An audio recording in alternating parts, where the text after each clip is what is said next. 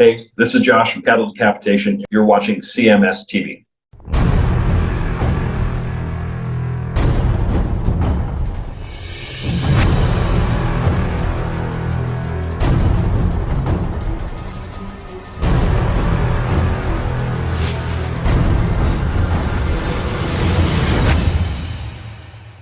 It's the Canadian Metal Queen. It's the Metal Queen, Lee Aaron, with What You Do to My Body, baby. You think Dopey did that on the cruise? Oh my God, it's the Metal Queen, the Metal Queen. Probably did. He probably did. It's the Metal Queen, Lee Aaron. Ooh, the Metal Queen, Metal Queen. Boy, I'll tell you what, I mean, I appreciate what Dan Pate had to say about loving the cruise, but I got to side with my man Ruben there. I cannot imagine going to one of those things. No. Just doesn't sound like my scene at all. Well, like I said, you know, I experienced the Kiss cruise myself for the first time. And, you know, unless you're there with the entourage, I couldn't imagine just having to mix in with the riffraff, or the punters, as Don puts it. Yeah. Fuck, I want nothing to do with that riffraff. No, thank you. Yeah. So, you know, I would never electively go to a cruise like that. That's just not something I would personally do. I mean, I experienced it obviously, and it's just like, would I do this and you know, pay out of pocket? No way. And how many Rubens and Wesses do we have to know that these cruises are not all that they're trumped up to be? Yeah, they're cracked up to be. That's right.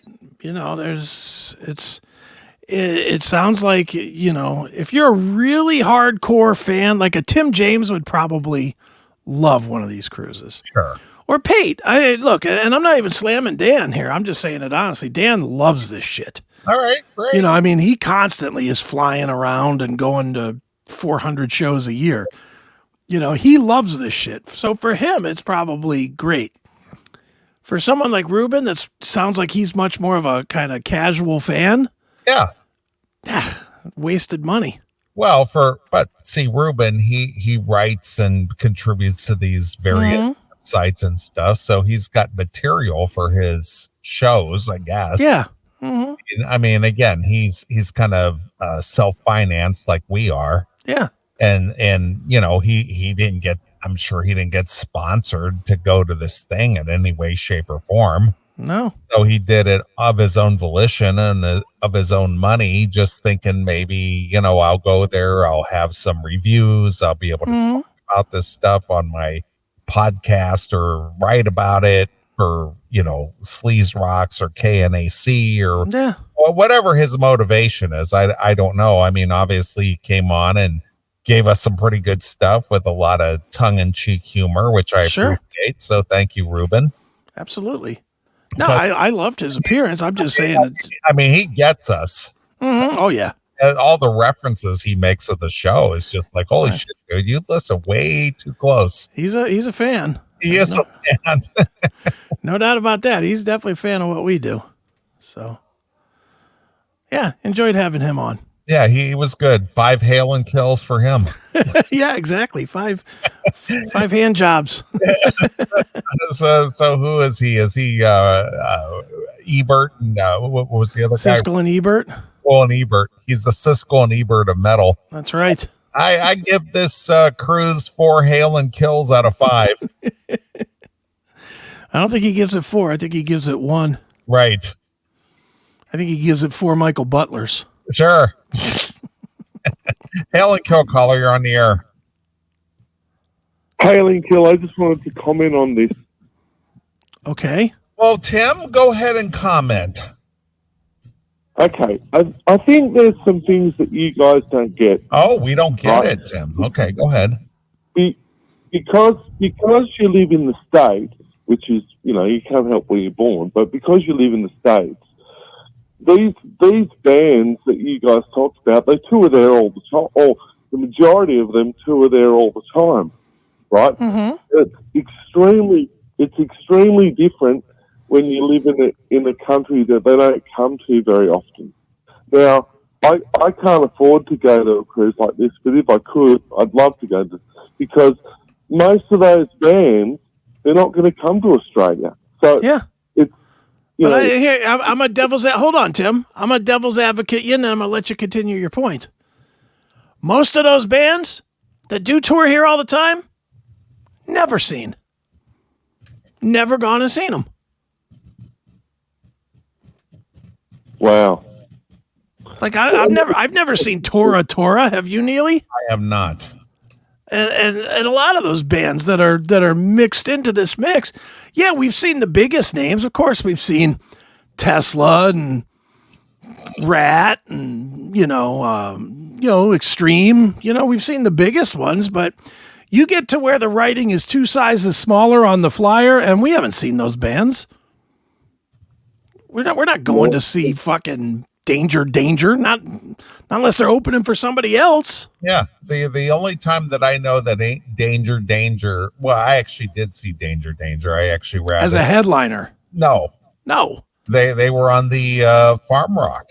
Okay, Farm Rock. Yeah, Farm Rock. Remember that? Yeah. Jesus. And I ran into Ted Poley, and I introduced myself and reminded him about his appearance on the show, and he remembered.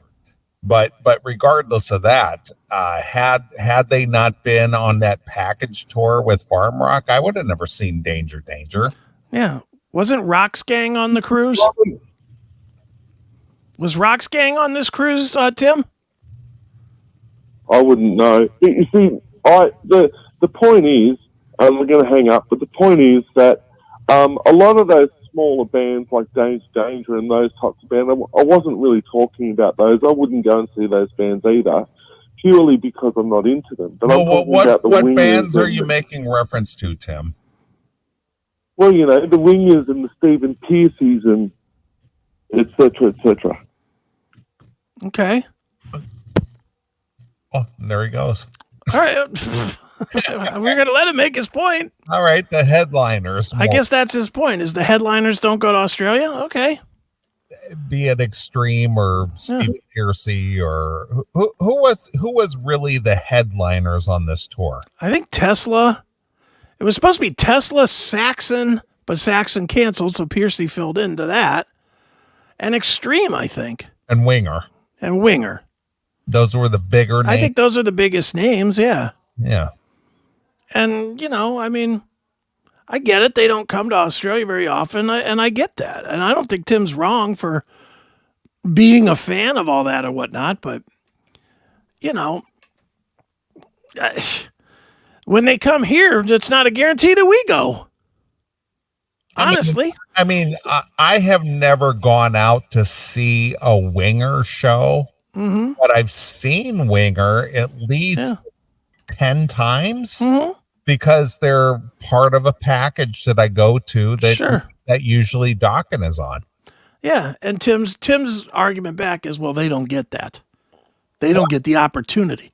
Okay. And I get that too, but you know what? I'll counter Tim with a Timism here. When certain bands have come, they don't go. Like the Tough tour that went to Australia, 2 months ago or whatever? Yeah, about a month. Yeah, it was 6 weeks ago. 6 or 8 weeks ago. Yeah. There's 4 or 5 bands on that bill, and they were playing, like 300 seat clubs maybe. And it's like, okay, well, if those bands aren't selling good numbers, if you're Stephen Piercy, are you going to take the chance? Not unless you have guaranteed money. Yeah, unless of course his set list is Rat heavy. Yeah, which it is. But I mean, if it is, but he does play some solo stuff. Sure, but I'm just saying, Tim or Rat or Extreme. I mean, Extreme is going to play Extreme's music solely, or Winger is going to play all Winger music. But unless some promoter's gonna shuffle out $30,000 in plane tickets and hotels and all that shit, Winger's not. Why would they do that? Yeah, if it isn't profitable for them to make a 16 or 20 hour flight to Australia and play 2 or 3 shows, because I'm sure you know this more than me, but Australia is a very large continent.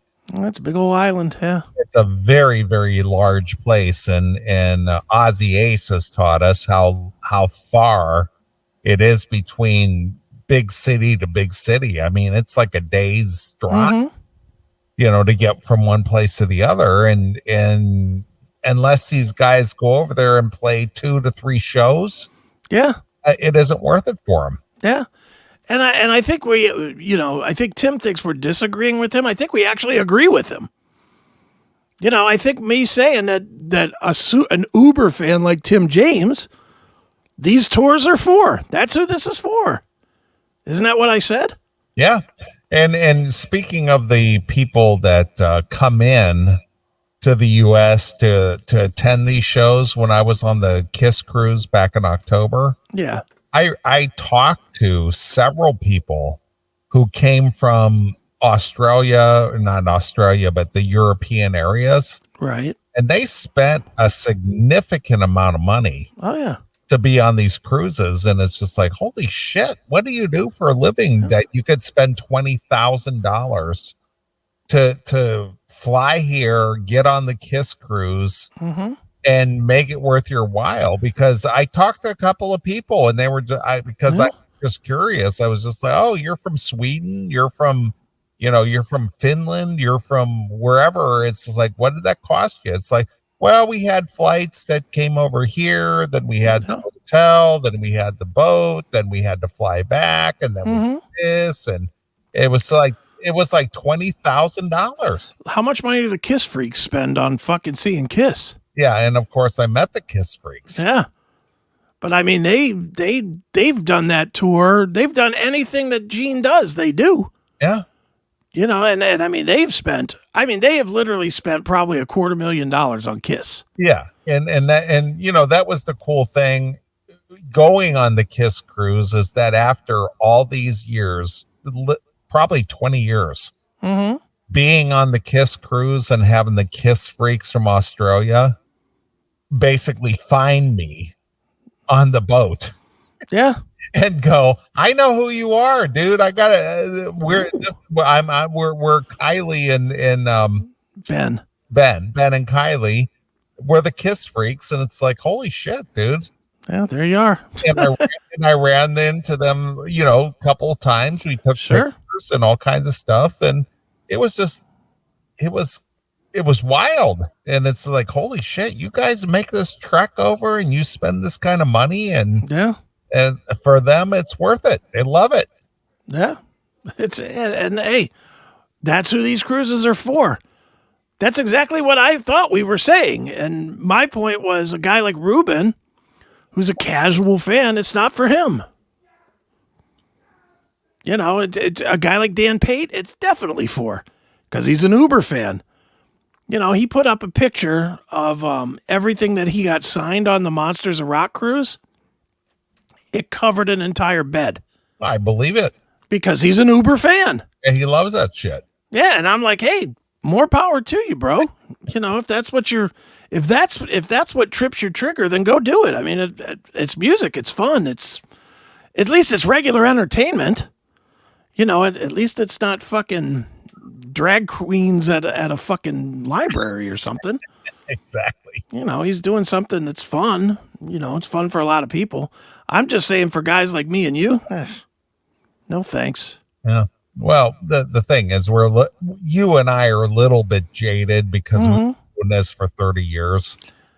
Yeah, I just don't think I would ever have been into it. Honestly, no. I don't think so.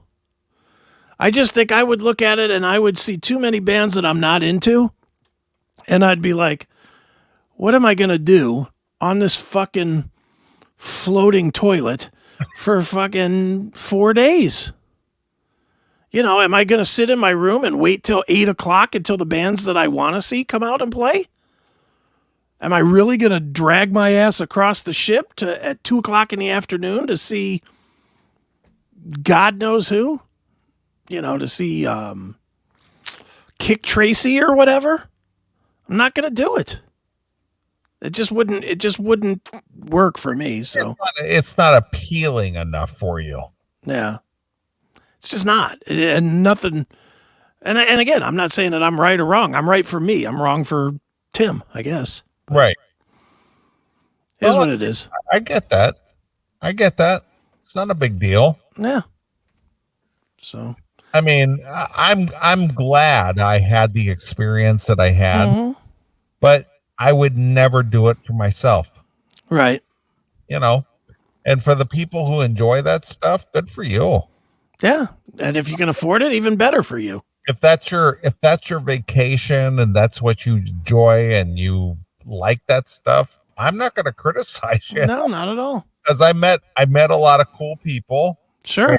And I know people enjoy that, and that's what they plan their whole year around, or their big trip of the year. You know, for lack of a better term.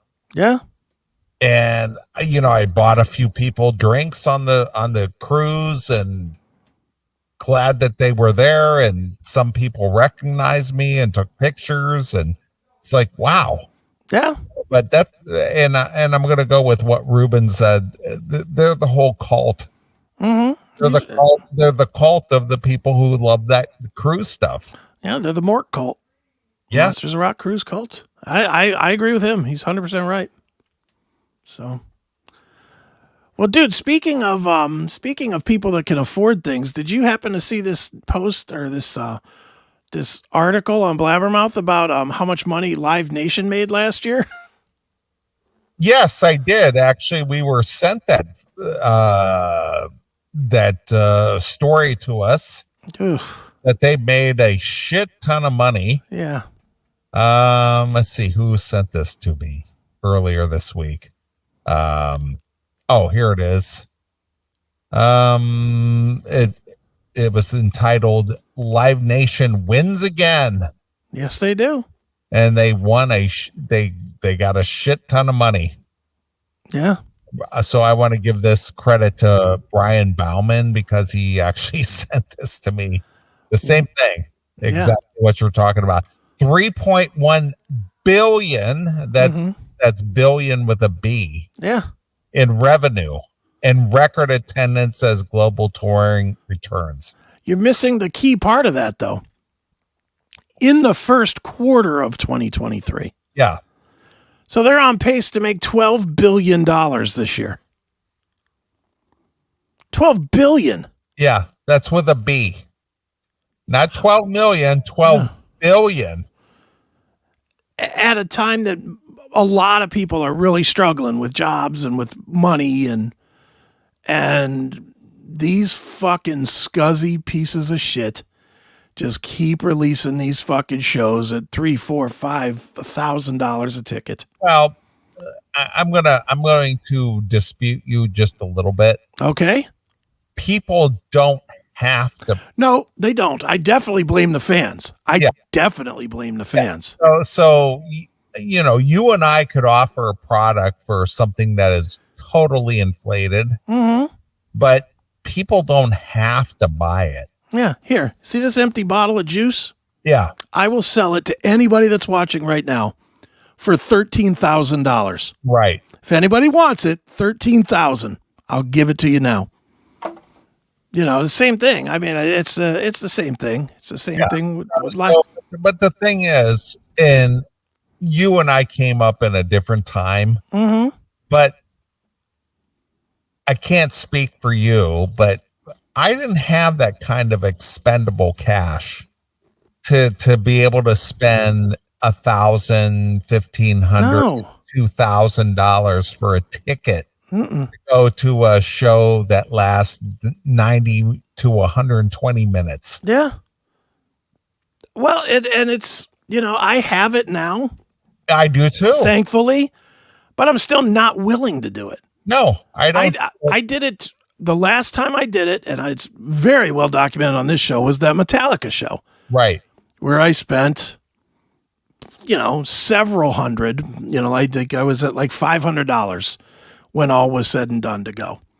And it just wasn't worth it. It just was not worth it for a 2-hour show. And the only reason I'm going this year is because I was able to get the tickets for cheap. Right. If I would have had to get the tickets for what a lot of people paid for the same Metallica Pantera sets, where they were paying $500, $600, $700, I would not be going. I don't give a shit how much I like Pantera. I would not be going. I just wouldn't go. And it's like, I definitely blame the fans. But these fucking scumbags at Live Nation, why they're making the money. Because they're putting out all these fucking old shitty bands that are on their last legs. That's what they're doing. They're putting out Springsteen, last tour. I thought I saw something the other day where somebody said that U2 is about to announce the final tour. Well, I saw that Geddy Lee and Alex Lifeson are thinking about quote unquote reuniting for the Rush 50th anniversary tour. Yeah, they're not going to call that Rush though. Oh, I guess they could. I guess it could be those two in Portnoy but you want to talk about fan backlash if they try to go out with Mike Portnoy as Neil Peart. Oh yeah. That's a fan base I don't think would accept. Now, we said that about Pantera, too, and here's one. Said, I'll never go, and I got tickets to multiple shows. Well, it's the 50th anniversary of Rush. Mm-hmm. Are you going to turn down Alex Lifeson and Geddy Lee? I don't think those guys would be dumb enough to call it Rush, though. You know what the thing is we've talked about this a million times in the show. It all boils down to the vocalist and the guitarist. Yeah, but I don't know. Not in that band, though. I mean, Neil wrote everything. Neil wrote all of it. To say that in that, and again, 99.99% of the time, I think you're 100% correct.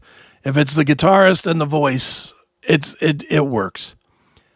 With that band, where that guy, of course, you're not writing anything. How about Rush Remembered? Anything would be fine. 2112 everybody would know what it is. Yeah, but what I'm saying is that will they go out on tour under Rush 50th or some shit like that? They could. And that would be okay. I don't have a problem with them making their money and touring. No, of course. Calling it Rush would not be well received. Maybe, but people are gonna go, well, I don't agree with the naming, but I love Tom Sawyer. I love the trees. Yeah, I mean, there's a lot of people would love to see it. And obviously, I mean, the obvious choice would be Mike Portnoy. Portnoy would be the drummer. He's pretty much the only guy that could be the drummer. And if he was the drummer, he's so goddamn good that, that could work. But I'm thinking they'll substitute Mike Portnoy for Scott Rockenfield. No, come on. Ricky Rocket steps right in. Right, of course. Nick Brown comes out of retirement. Right. The red pig. No. I think that would be something. I would be very interested to hear how that goes if that does happen. I'm going to say that because of the money that Live Nation is offering. Live Nation is so huge, it's a juggernaut, that they will make a deal with Geddy Lee and Alex Lifeson to do a 50th anniversary tour. I'm not saying that. I'm just saying they won't call it Rush. You think they'll call it Rush? I'm thinking that somehow, some way, Rush will be in the name. That I can see. I can see Rush Remembered or it's like 50th anniversary, Rush Legacy, something like that. Sure, Remembered or some shit like that. But it'll be huge. It'll be. But if they just call it straight out Rush. No, it won't be just the normal Rush because it's 50th. Yeah. So they have to make it Rush 50 years later or some shit. Yeah. Something like that. Yeah, and I could see that. Hell, I might even go to that. And I'm not even a big Rush fan.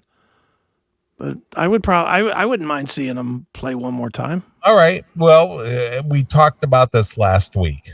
Mm-hmm. So we heard that this was on the horizon. So Aerosmith Yeah. mentioned or was announced this week that they're going to do a run for the quote unquote the farewell without Joey Kramer because he's quote unquote he's concentrating on his family. Yeah, sure. I hate when they say shit like that. When they just lie. Yeah, it's just like that's not the reason. There's a problem within the band. Of course. Mm-hmm. So stop with he's not going to join the tour and we wish him well and we love him as a brother and he's still a member of the band and blah, blah, blah. Yeah, enough. You hate him. You don't want to pay him, so he's not out there. Yeah, we get it. We get it. Shut up. Stop with the rhetoric. And it's just like, well, we're going to do this farewell tour, yada, yada, yada. We're going to do this in September because, I reported, last week or the week before that I went to see Joe Perry. Mm-hmm. And it was a very enjoyable show. Sure. Loved seeing Joe Perry, and the guy's 70-something years old. Mm-hmm. And he played very well. He looks great. He played well. And I think that the Aerosmith thing will be great. But regardless of that, it's just like, well, we're announcing our tour. We're going to kick off in September. We're going to do our blah, blah, blah. We're going to tour for the next 3.5 years. And isn't that who did that for 3.5 years? It's Elton John and Kiss. Kiss, obviously. Kiss has announced Forever and a Day, and whatever. Everybody's calling it a day. Yeah, sure. But regardless of that, the excuse that they use that they're not going to have the 5 original members of Aerosmith. Yeah, it's ridiculous. Dumb family. Stop it with he's concentrating. The dude is 73 years old or whatever, and it's like he doesn't have like young kids or some shit. Yeah, his kids are probably 50. So stop with his kids are our age. Well, he's gonna bow out of the tour due to family obligation. What obligation? Stop it with that. His wife's so old that he probably could push her around in a wheelchair. That's about it. Exactly. So stop with that excuse. I know. It's just like you don't get along. You have some kind of a business problem. There's some kind of a disagreement. So stop with the, well, he's not going to join us on this tour, but we're going to forge ahead regardless. Yeah. Blah, blah, blah. Nonsense. Dude, since you're talking about Aerosmith, I know we talked last week, or was it last week that we talked about it, or 2 weeks ago, whatever it was? I think it was. When we talked about Aerosmith, I know I said that I might go to this show. Okay. Remember I said, I would, or I said I'd like to see it. You said you might like to go to see it. Yeah. After seeing these ticket prices, there is 0 chance I will be going to see this. Well, what are the ticket prices? Let's pull them up and let's play a little game here. All right. We're gonna play roulette here. I'm gonna point to a section, and some of these you can see on the screen because I can't get rid of it. Is this This is Cleveland, September 21st. All right. What are they calling the arena now? Rocket Mortgage Fieldhouse. Right, the same thing. Okay. Yeah. So the cheapest tickets are $96 each. All right. Cheapest. So I'm thinking 202 maybe. You're thinking over here, 202? Round and round she goes. She ain't 202. That's 184. Oh, really? Okay. I'm going to tell you where it is. Oh, I didn't want to do that. I want to go back to zoom out because that would be 217 here behind the stage. Behind the stage where you can't see shit. Yeah, you can see it. If they have a scrim, you really can't see shit. Or if they have a big screen, as almost every indoor concert does now, you are not seeing Aerosmith. You're just sitting behind them. So, what are the tickets in section 2, section 5, section? Oh, well, we'll get to those. Let's not jump the gun here. Let's not jump the gun. So there are already ticket prices for these shows in September? Yes. Oh, really? Okay. 216 is only $1 more, again, behind the stage, Yeah, you can't see anything. at $97 each. I don't remember a time in my life where they actually seated people behind the stage. No, well, they got to make their money, I guess. So Yes. So let's go to the side. Would you be interested in a side stage where you got to look across the stage? Are we going to say at least 211 or 210? Let's say 211. How much would you think that 211 costs? Well, you said that the ones out at 201 were 190 something. Yeah, 184. Oh, okay. Boy. Oh, I'm going to think 250 maybe. 250. Let's see. And pow, 222. Well, I was close. And that's a shitty seat. Yeah, because you're just looking side stage. You can't even see the whole fucking thing. Apparently, Joe Kramer's wife died. Really? Yeah. Thoughts and prayers. Like recently? I don't know. But I made the joke about wheeling her around. I guess you'd be wheeling her around in a casket. All right. Well, we're in May. By the time September rolls around, if he's done grieving, I would think he would be part of the show, wouldn't you? No, he's got family obligations dealing. Oh, okay. His great grandkids need a babysitter. Apparently. All right, so let's keep moving around the circle here, shall we? Let's get a decent angled seat. What do you think about 206 or 207? Okay. Up top here. Those are pretty decent angle, right? Those would be okay. It's a side angle, but it's not the greatest, but it's not the worst. Yeah, I mean, it's a decent seat.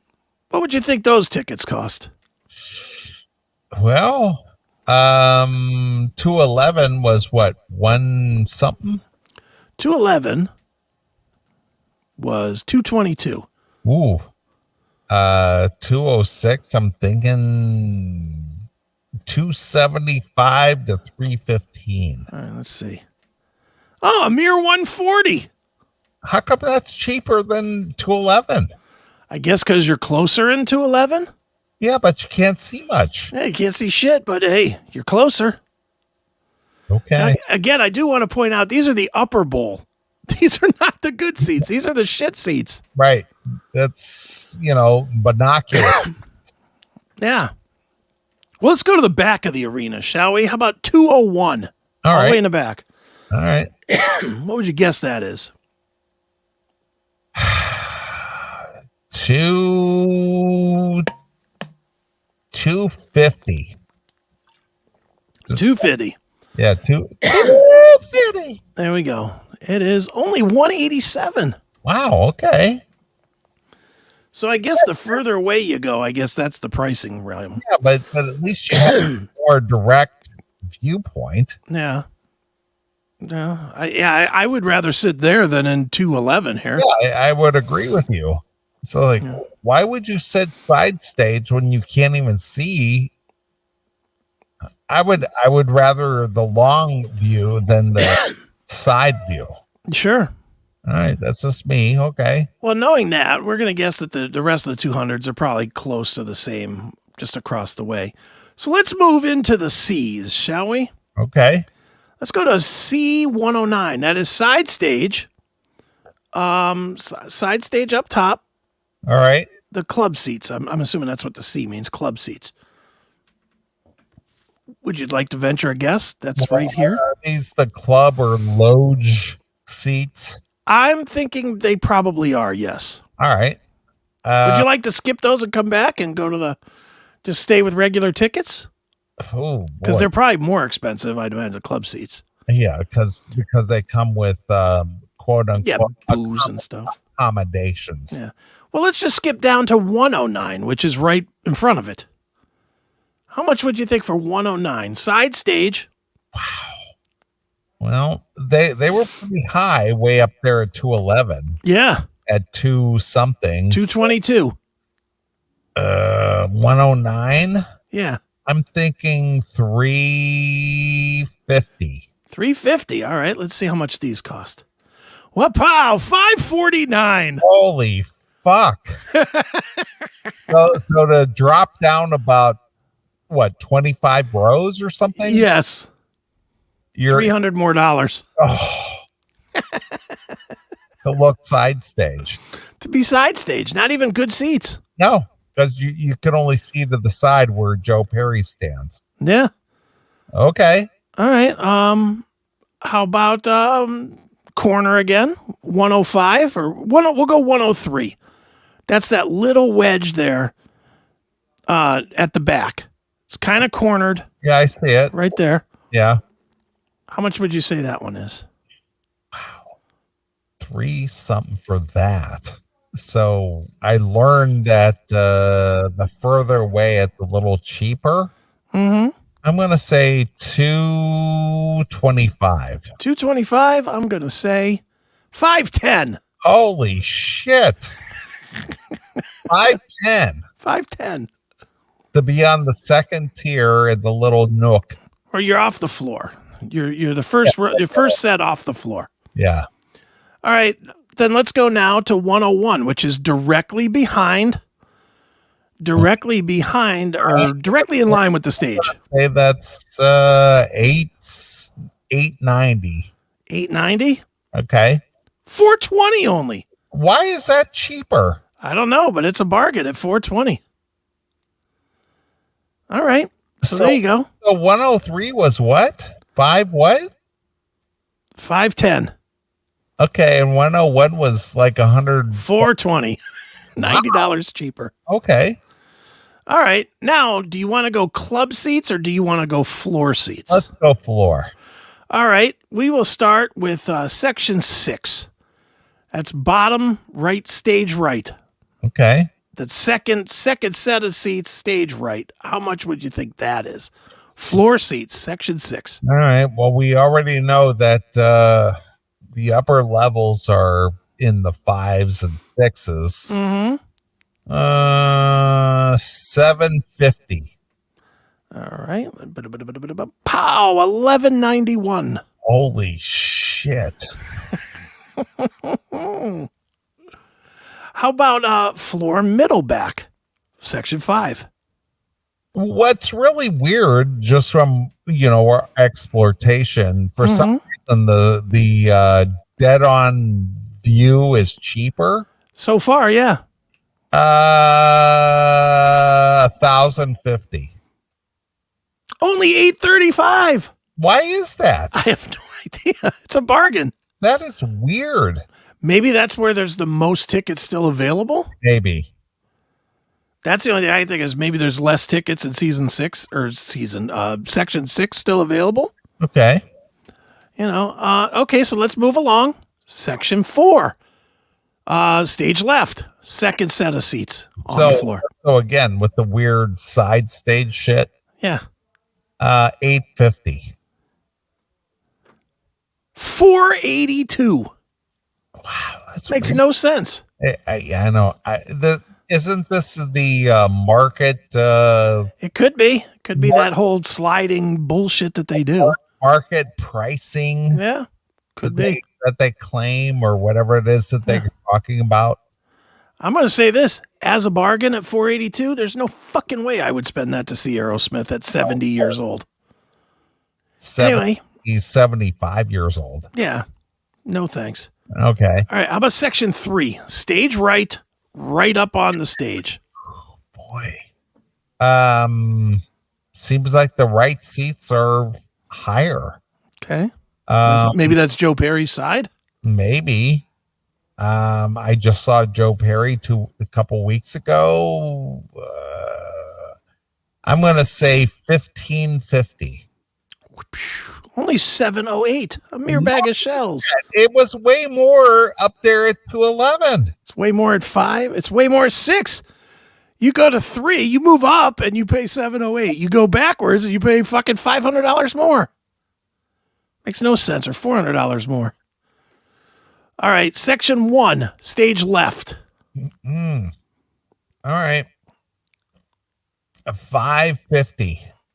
7-11. 7-Eleven. There you go. All right, now the real pricey ones. Let's get to some pricey. All right. Center stage, section 2, dead center of the floor. That's got to be pricey, right? Thinking 1220. $972. Why is that? Why would this be $972 and this be $1191? Doesn't get, I don't get that. Yeah. Now there is a section while we're in this crazy section. I don't know if you could see it or not, but there's a little section within the wedge, which is, I'm assuming the wedge there is like a walkway that Steven and Perry walk out on. And there's a wedge in between it. Yeah, in the triangle. Yeah. What do you think those seats go for? 75 right up to the wedge. 1550. 2807. Wow, holy fuck, really? $300 or $3,000 with probably more than $3,000 with fees. Don't forget, this is before the 30% fees that they will tack onto this shit. Right. You know, these are just the kind of starting prices. Crazy. All right, should we try the club seats? All right, let's go with the loge club seats in the arena. Well, there's some that are directly behind the stage. Do you see those back here? I can't imagine those would be good seats. Oh, they'd be terrible. I would think they wouldn't be great, but okay. So what would you think for either one of these sections directly behind the stage? I know what's, boy, I'm trying to think that the pricing is based on closeness. Yeah. I mean, that's close, but you can't see a whole lot from there. You can't see anything from there.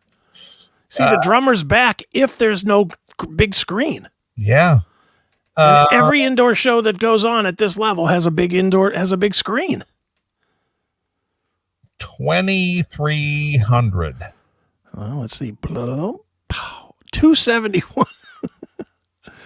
All right, that's at least reasonable, I guess. $271 to stare at their back. To stare at their backs, or $247 if you go to that one, or $205. Yeah, these are cheaps. What is this one? $230, $288. All right, so those seem fairly cheap. What is this? Well, but the thing is they may have scrims hanging down in the stage, so you might not see anything. Yeah, you may not see Aerosmith at all. You just hear the music. They might put a screen back there so that you can watch it like on TV. Jeez. All right, how about these club seats?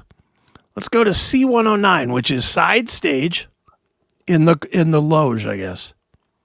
Now that's where you can only stare directly across the stage. Yeah. Now remembering 211 was 222 and 109 was 549. Wow. 750. 668. Pretty close. Yeah, not far off. Yeah. Corner, we'll go to mid 04, I guess, or M104, which is the back here on the corner. Better view, way up high. 245. 460.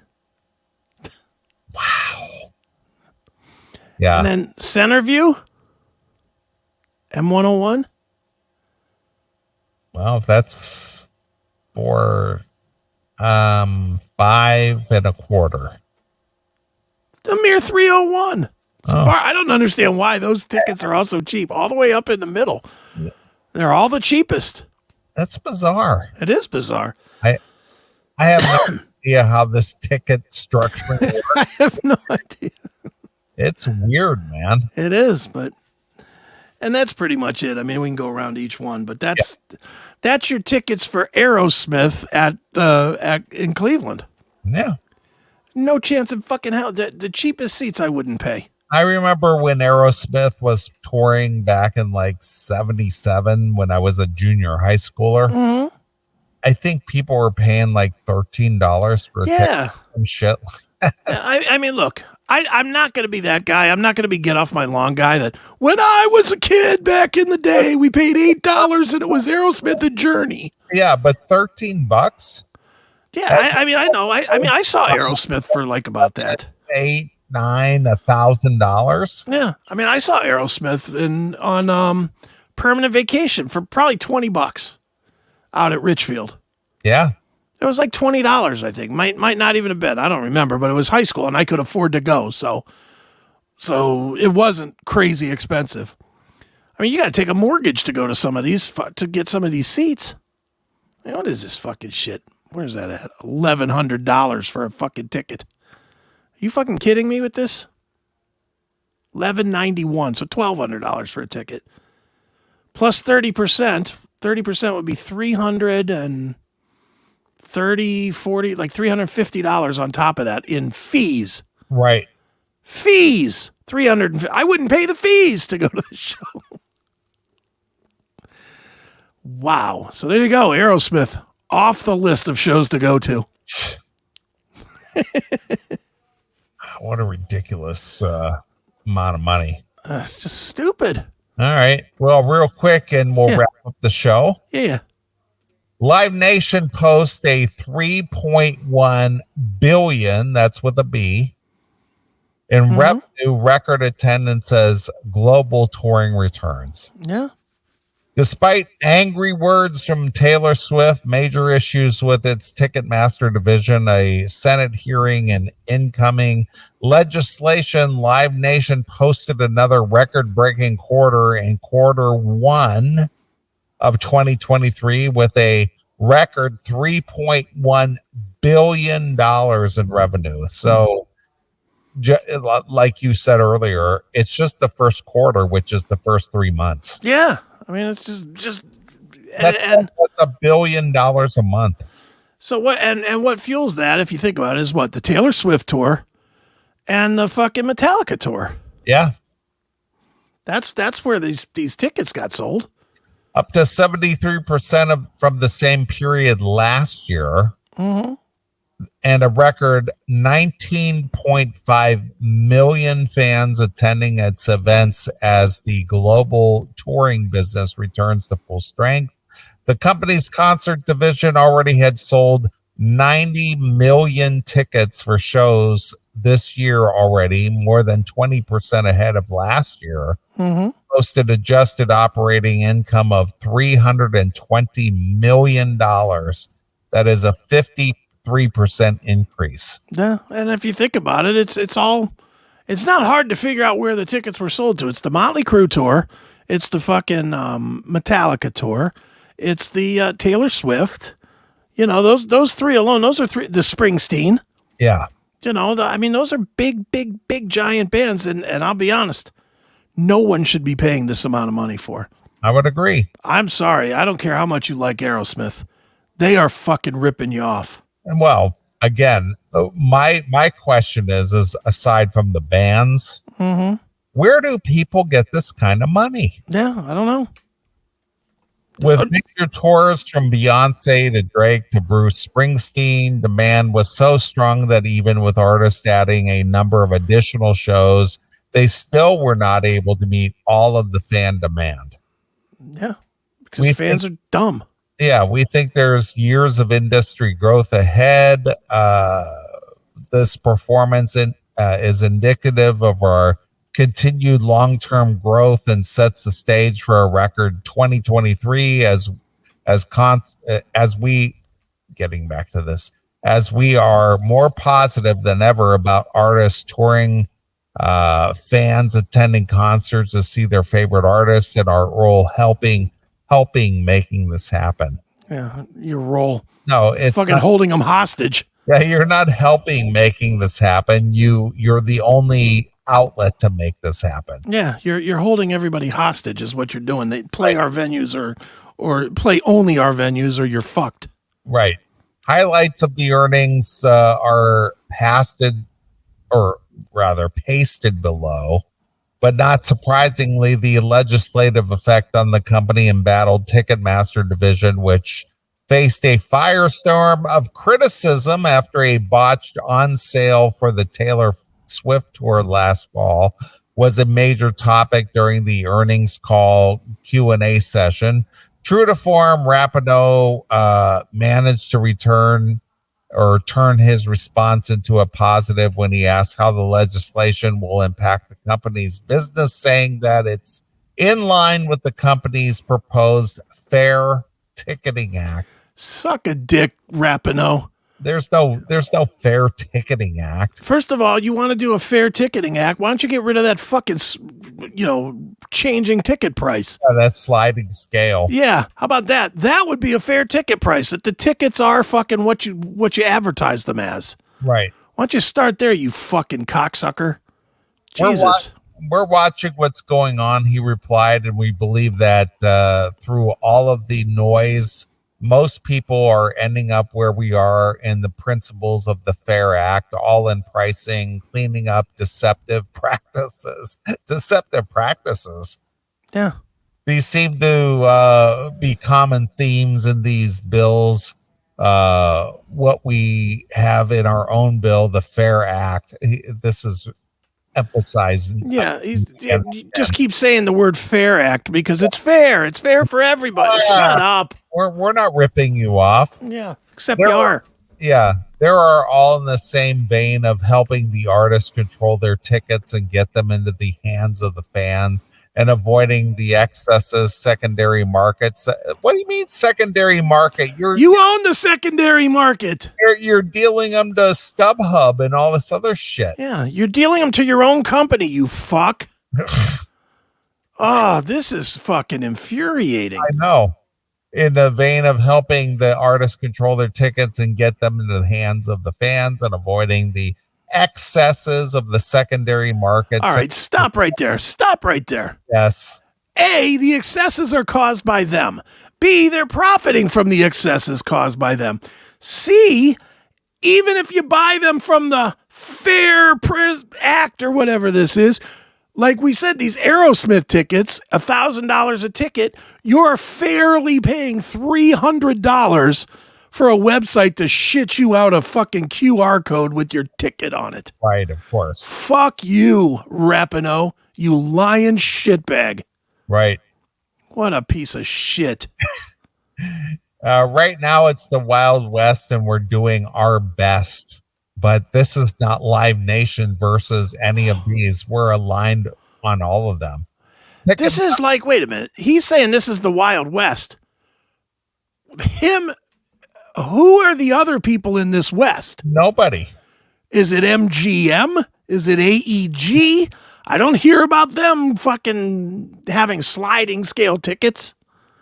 I know for a fact when I go to pick up tickets over at the MGM, if it's advertised for $50 and I walk up to the fucking ticket window, know how much I pay? $50.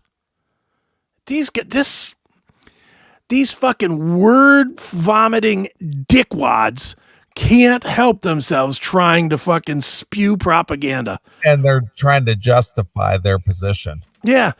Yeah, you know what? You made $3.1 billion in 90 days. I think you're a big part of the problem, you fucking dick. Yeah. Jesus. Well, again, I went to see Joe Perry, 2 or 3 weeks ago. Mm-hmm. And it's through, a independent company called Onesti Entertainment. And they own the venues. They have 2 venues. Mm-hmm. They sell their own tickets on their own website. Yeah. And I went to see Joe Perry and I had front row seats for $150. Well, you could have just waited and you could have put a down payment on an Aerosmith show. I guess. Dumb. Ticketmaster led the company's sale for more than 73 million fee-bearing tickets, up to 40%, delivering 7.7 billion in fees and fee-bearing gross transaction volume. That is up 60%. 7 billion in fees. Yeah, in fees. That doesn't mean you even get a ticket. That just means for the privilege of buying the ticket, Right. for the privilege of giving them that $3 billion in sales, you paid $7 billion in fees. Right. Get the fuck out of here. It's the Wild West, all right, and you're the guy with fucking both guns out shooting at yourself, at us. Dick. Oh my God. This is making me fucking really angry. I know. So basically just tacking on that quote unquote that service charge or whatever handling charge they call it, that's more profitable than the actual sale of the ticket. Yeah. Well, 40% markup. That's per this article, 40%. That's fucking insanity. That's just nuts. Wow. So if you're purchasing tickets through a commercial ticket outlet, which most of us have no choice if we want to go to a show, you have to purchase it that way. Yeah. This is why I'm turning back in to make the phone call guy. As much as I don't want to be that guy, I ain't paying all this. There's no way. Yeah. I'd rather never see another show again than pay this. This is fucking ridiculous. Well, again, I would have never gone to the Joe Perry show a few weeks ago had I not just gone directly to the venue, which they don't go through the ticket broker agency. They just do it directly. Yeah. And, you know, you could say $150 to go see Joe Perry is expensive, but that's all it cost me, $150. Yeah, which is not bad. And I was right front stage. I was right along, actually on the stage. Which I'm going to be honest, it's not a bad price in today's market, but I still think it's overpriced. Yeah, it's overpriced. I agree. It's Joe Perry. It's not Aerosmith. I agree. And even Aerosmith at $150, I think, is overpriced. I agree with that as well. Just ridiculous. Yep. All right. Well, I say we get out of here. All right. I will let you pick a tune and take it out for the evening. So what do you think? I think we go with our girls in Plush with their new song, Left Behind. Have you heard this yet? I think you sent it to me, but I think I could pull it up. Yeah, it's pretty heavy. All right. Well, we'll play the song from Plush, Mariah Famika. That's right. And her bandmates. The new song out, and we'll play it to get us out of here for the evening. So we'll get out of here. We want to thank our guest tonight, Sammy Lee from Red Rain, who allowed us to play the new song tonight, as well as our good friend Ruben. How do you say his last name? Mosquito, I guess. I'm saying mosquito. Is that right? Like a mosquito? Mosquito. Okay. I think. I don't know. Ruben from KNAC. All right. So Ruben with his review of the Monsters of Rock cruise. That's right. Thanks. And everybody who's tuned in and hung out with us tonight, blah, blah, blah. Sure. Let me do my quick plug for Chris Aiken Presents, because I got a good one on Monday. For anybody that wants, Eric will be back, so we will be talking again about the Monsters cruise, I'm sure. But in addition, we are going to have guitarist Kenny Olson, who played on all of the Big Kid Rock albums. And another guy, it's a friend of this show, as well as me personally, Mr. David Ellefson will be by to talk about his new band Deeth, as well as his experiences on the Monsters of Rock cruise. Sure. How many bands does David Ellefson have? David Ellefson is the George Lynch of bass players. I think so. He's got Soto Ellefson, he's got Deeth, he's got the Lucid, he's got what is the other one he's got? Just Ellefson. F5, right with the spur. And I know some people don't get that reference. Well, just look it up. It's funny. All right. Well, look forward to Chris Aiken Presents on Monday at 8 p.m. Eastern time. Yes, sir. All right. Well, we're going to get out of here. We're going to leave you with Plush featuring Mariah Famika on lead vocal, and this is called Left Behind. Don't be left behind. That's right. On the Classic Metal Show. So until next Saturday night, this is Neely along with my very good friend Chris Aiken. We're gone. See you, kids.